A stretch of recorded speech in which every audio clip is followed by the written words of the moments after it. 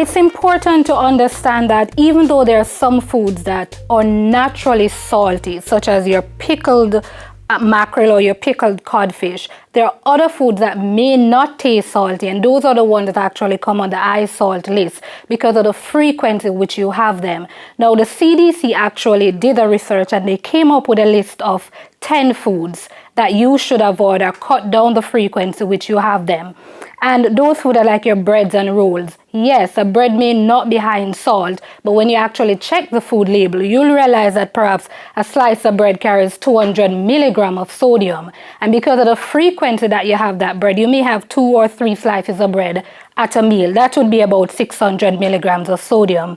Also on the list, we're talking about our cold cuts and cured meat, such as your salami, your bologna, your ham. We talk about pizza. Soups, canned soups are very high in sodium. Your sandwiches, such as your cheeseburgers.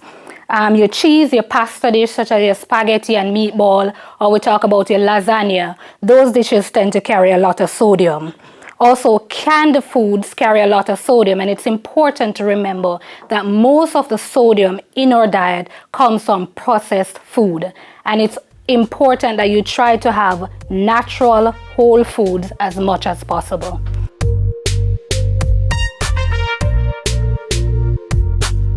It's very important to read food labels because that's the only way you're able to compare one product to another.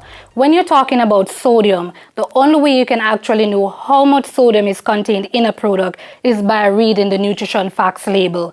There's a total amount of sodium that's contained in the item right there. When you have that before you, you're able to compare food items. Compare brand A to a brand B. Which one is low in sodium? For example, you're buying whole wheat bread. You can compare both loaves of bread to see which one actually supplies you with the lowest amount of sodium. We also need to read the food label because you need to understand in terms of for each calorie what amount of sodium you get. And a good rule of thumb to stick by is 1 milligram of sodium per 1 calorie from that food item.